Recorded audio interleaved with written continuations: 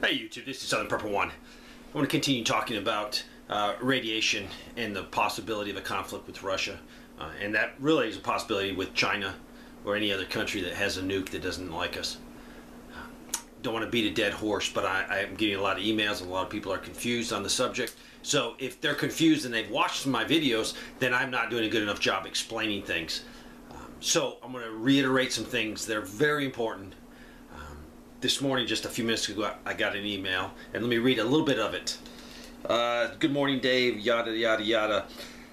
I was just wondering if you could do a video on this topic. If a nuke were to go off near an area or the wind shifts towards someone's house, how would this affect the preps that we currently have? Food, water, medical, etc. 90% of my water storage is in my basement, along with some items in an extra fridge, freezer in the basement, and all of my food and medical is upstairs in the house. And then he goes on a little bit more, but personal stuff. So I want to talk about this because I have addressed it, but if he doesn't understand it, then there's other people that don't understand it. And this is a confusing topic. All right, you're not at ground zero, because if you're at ground zero, you're already dead if it goes off. So wind is drifting, and it is bringing fallout, radioactive material that is falling out of the sky. You will see dust. Now this dust could be so small you can't see it, but if you're close enough to the explosion, larger chunks will start falling first. So you will see it. Radiation is part of that dust. It was at ground zero, so it's releasing gamma radiation. So you have a house, and your supplies are in your house, your supplies are in your garage. The key to this thing is not to let the dust come in contact with your supplies. If it does, you have to decontaminate it. When you're decontaminating a bunch of items, you run the risk of contaminating yourself. So you will need to suit up in something to protect you. If you just have clothes, then wear clothes, wear cotton gloves, winter gloves, whatever you have. Keep everything off of your skin. And then when you're done cleaning those items, and that could be as simple as brushing them off if you don't have water, hosing them off if you can hose that kind of product off without destroying it or wrecking it. But you have to get the dust off of your food, and that'd be cans of food, that'd be jars. So the best thing you could do if you have time is to make an improvised shelter at your house out of items you have at your house, called mass. You need to get as much as possible around you, and I will deal with more on that because I'm getting a million more questions, and some that are really frightening to me, but I'm not going to cover over your improvised shelter. You need to secure your house from the dust getting in, and I've talked about that. You need to make sure any penetration, be it intentional penetration or you just have gaps in your old windows, gaps under the door, you have to seal that out so dust physically does not blow into your house, because as soon as dust that's radioactive falls into your house, it gets into your house, that area is contaminated. You have to decontaminate it. And you're running the risk of not being able to use that house for a long time if you don't decontaminate it properly. You survive the worst of it, but then you lay down on your couch that has a fine level of dust that you really can't see, and you're sitting there breathing that into your lungs, getting it on your skin. So we need to protect our house. What are we going to do? Plastic is a wonderful product because you can use it to tape over your openings. You can use plywood. You can use whatever you have. If you don't have plastic, just find you a hammer, find you some nails, some roofing nails, anything, and take extra sheets that you have and nail it up around your window, securing everything. If you got to use tape, use tape. Do whatever you can, because even if that glass breaks, that dust is going to blow up against your sheet, your regular sheet for your bed. It is going to keep the dust out. Most of it will probably 99.9% be kept out by just a regular bed sheet. So if you don't have plastic, use a bed sheet. You might be in an urban area where you can get access to a lot of cardboard. Use cardboard. Already pre-cut the cardboard out. And then when you get everything cut out, label it on the cardboard where it's going to go and what window. Then you can even slide that under your bed. Slide it somewhere under the box springs. Just store it. You're going to cover your windows completely. This is only if the window breaks. If your glass does not break, or you have all your penetration sealed up, vents, the dust is not going to get into your house. So plastic is used to keep the dust out. Plastic is not used to keep radiation out. I had a call, I talked to a guy, and I talked to him. He was going to he has a camper or a bus turned into a camper, and he lives in it. And he was going to buy the biggest tarp and cover his whole bus. And he was under the illusion that was going to protect him from radiation. No, it will protect his bus from penetration if he does it right. But the radiation will sit on top of the plastic, and it will burn through it, in the sense that it will be giving him a ton of radiation. He will die. His plan was death, a very terrible death. And I'm not making fun of this gentleman at all, because this is a confusing topic, and I need to be really clear. Plastic keeps dust out of your house, so you don't have to decontaminate your house, because you won't have the resources to do that. Also, in your house, if you go to shelter, if you're lucky to have a basement and you have a basement improvised shelter down there, shut every door in your house. If you have the time, tape the door around the seal, around where it closes, the door frame.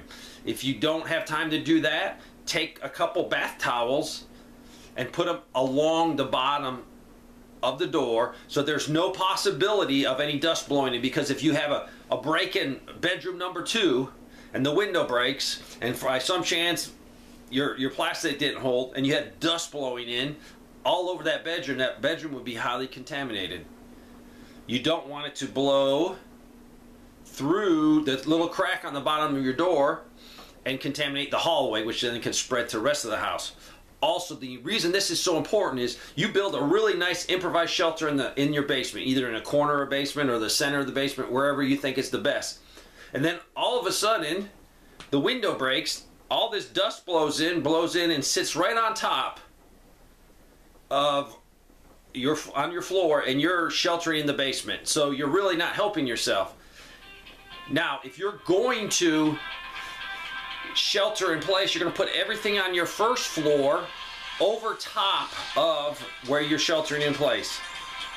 So you want no dust to get on top of that, because then it would be just right above your head.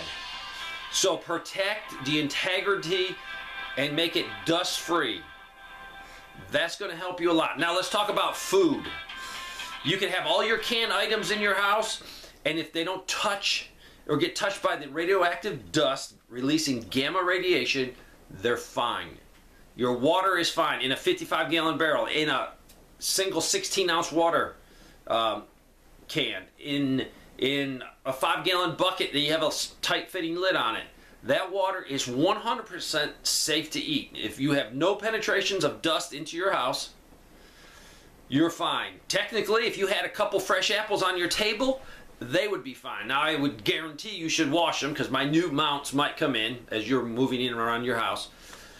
Simply washing that apple. Let's hypothetically say you had apples in there, and radioactive dust came in, settled on the apple. Now, I would do more than wash that apple. You have no other food available, and you got to eat.